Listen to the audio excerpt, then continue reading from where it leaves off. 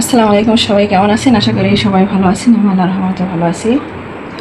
তো আজকে একটা নতুন রেসিপি আপনাদের মাঝে নিয়ে আসলাম। তো এখন তো সজনে কিন্তু নেই বললেই হয়, কারণ এখন সজনের সময় না, সজনে ডাঁটার সময় না। তো তারপরে কীভাবে আমি সজনে ডাঁটার রেসিপি আপনাদেরকে দেখাচ্ছি। তো কি এই সময় কোন সজনে ডাঁটা ধরে সেটা আপনাদেরকে একটু দেখাচ্ছি। মানে এই সবজিটা কিন্তু 12 মাসে কিন্তু হয়। তো চলুন রান্না করে চলে এসেছি, আপনাদেরকে দেখাচ্ছি আমি। এই যে দেখেন, এখন কিন্তু সজনের সময় না, তারপর কিন্তু আমি এই যে সজনে ডাঁটা পাইছি, তো এটা 12 মাসেই সজনে কিন্তু। তো এই যখন মানে এই সজনে ডাঁটার সিজন থাকে না, তো তখন কিন্তু এটা হয়, এটা কিন্তু 12 মাসই ধরে গাছে। তো এটা কিন্তু খুব ভালো লাগে। এখন কিন্তু মানে সময় না, কিন্তু এই সময় কিন্তু যে সময় যে ফল কিন্তু ওর সময় কিন্তু সেটা একটু বেশি স্বাদ লাগে। তো এটা একটু মানে ইয়ে হয়ে গেছে, গতকাল তো নেওয়া হয়েছিল, এই জন্য এখানে ভিজে রাখছিলাম। তো এই সজনে ডাঁটা দিয়ে কিন্তু আলু দিয়ে এই যে এই পাঙ্গাস মাছ দিয়ে কিন্তু আমি রান্না করবো। পাঙ্গাস মাছ আমি ফ্রিজ থেকে বের করে ভিজিয়ে রাখছিলাম। তো এটা দিয়ে কিন্তু এই সজনে ডাঁটা কিন্তু আমি রান্না করবো, আলু দিয়ে ঝোল করবো। বিশেষ করে ছোটো বাচ্চাদের মানুষের পাঙ্গাস মাছ খেতে বেশি পছন্দ করে, কিন্তু মানে পাঙ্গাস মাছে কিন্তু কাটা কম, এই জন্য অন্য মাছে কাটা বেশি। পাঙ্গাস মাছ দিয়ে রান্না করবো, কে খেয়েছেন সেটা জানাবেন। তো এখন অফ ক্যামেরায় চলে যেতে হবে। তো কাটাকাটি করিনি, কাটাকাটি না করলে কিন্তু সময়টা অনেক অনেক সময় লাগে, এই জন্য ভিডিওটা লং হয়ে যাবে। কাটাকাটি করে আবার মাঝে মাঝে ফিরে আসবো। তো সবাইকে বলছি একটা লাইক দিয়ে ভিডিওটা কন্টিনিউ করবেন। দেশ এবং দেশের বাইরে থেকে যে আমার ভিডিওটা দেখছেন, তো সবাইকে অসংখ্য অসংখ্য ধন্যবাদ, এবং আমার পাশে থাকার জন্য আবারও ধন্যবাদ। ইনশাআল্লাহ আমিও সবার পাশে থাকার চেষ্টা করি সবসময়। তো এই যে অফ ক্যামেরায় কিন্তু আমি সব কিছু এই যে সজনে ডাঁটা কেটে নিয়েছি এবং ধুয়েও নিয়েছি।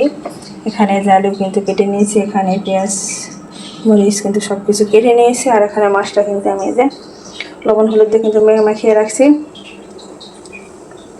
তো এখন শুধু এটাতে কিন্তু মশলা দিব। তারপরে কিন্তু আমি রান্নাটা কিন্তু আমি বসিয়ে নেব।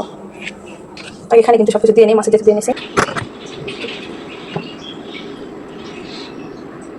আদা রসুন বাটা দিয়ে নিলাম।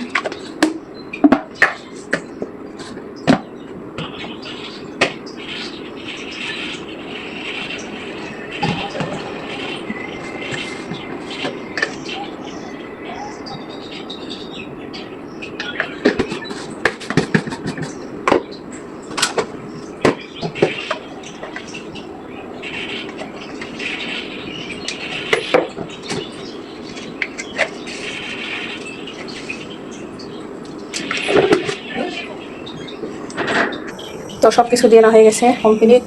তো এই যে কিন্তু আমি চুলাটা কিন্তু এমন কিছু কড়াইটা কিন্তু বসিয়ে দিয়েছি। তো এটা তেলেরই কিন্তু কড়াই ছিল। তো সেখানে কিন্তু আমি যে মাছটা ভিজে নেব।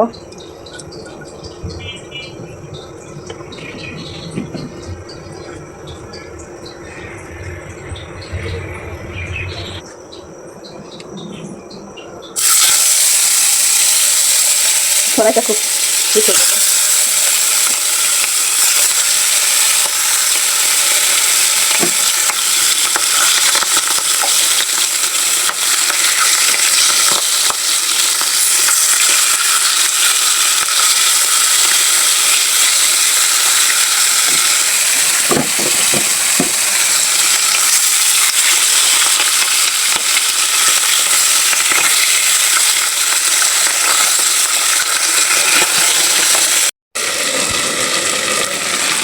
মাছ ভাজা কিন্তু হয়ে গেছে, আমি কিন্তু কড়াইটা কিন্তু নামিয়ে রাখছি। আর এখানে এই যে পাতিল তুলে দিয়েছি।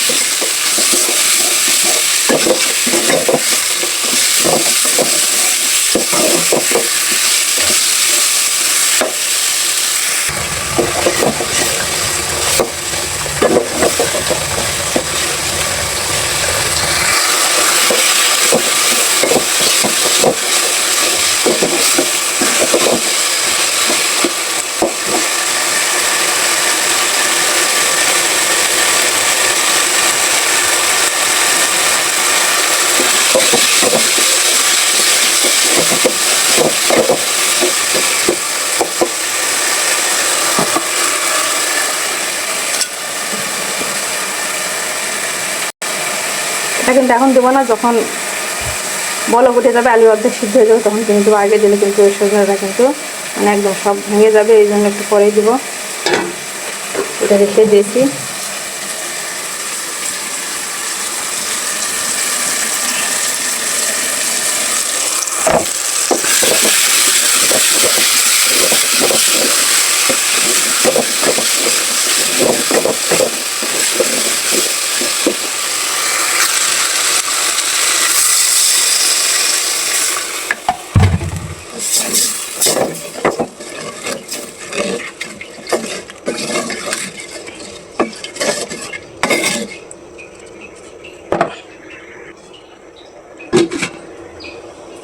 তো কিছুক্ষণ ঢেকে রাখবো, তো সিদ্ধ হওয়ার পর ফিরে আসবো। তো হতে থাক।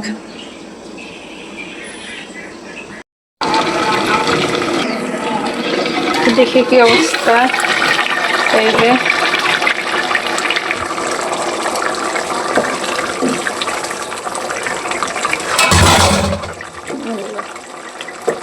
আলু কিন্তু আদা সিদ্ধ হয়ে গেছে। এখন কিন্তু আমি এই যে সজনেটা আছে না, এটা কিন্তু আমি দিয়ে দিই আর দিয়ে দিই।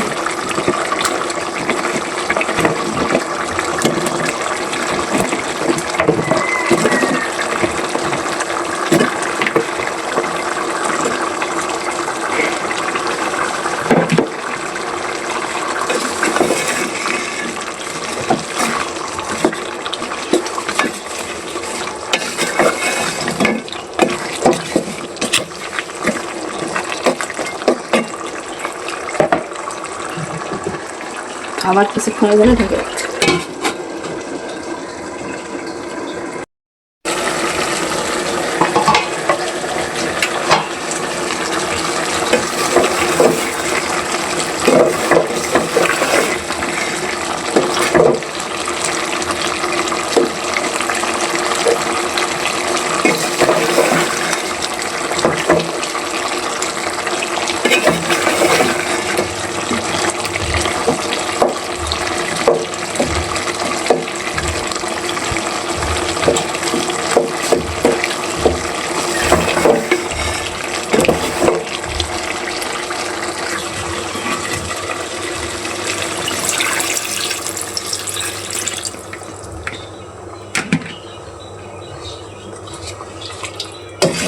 কষানো হয়ে গেছে।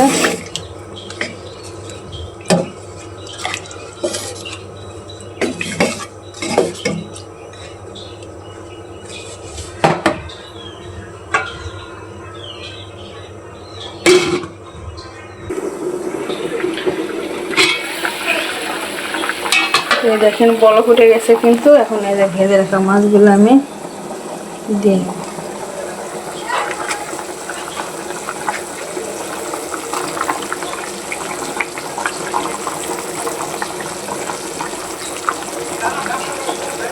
ঝোলটা একটু পাতলা করবো, এই জন্য একটু বেশি দিয়েছি।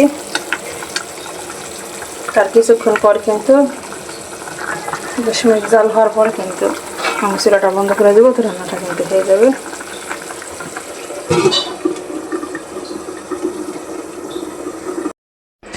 চুলাটা কিন্তু আমি অফ করে দিয়েছি, তো রান্নাটা আমার কিন্তু কমপ্লিট। তো এখন দেখাচ্ছি। এই তো সজনে দিয়ে কিন্তু পাঙ্গাস মাছের ঝোল রান্না দেখালাম। তো সবার কাছে কেমন লাগলো সবাই কমেন্টে জানাবেন, এবং ভিডিওটা যদি ভালো লাগে তো লাইক কমেন্ট এবং শেয়ারও করে দেবেন। তো একদম শেষ পর্যায়ে তো সময় কিন্তু সজনে কিন্তু অনেকটা স্বাদ লাগে, তো আবার রান্না করে খাবেন। তো সবাই ভালো থাকবেন। আল্লাহ হাফেজ, আসসালামু আলাইকুম।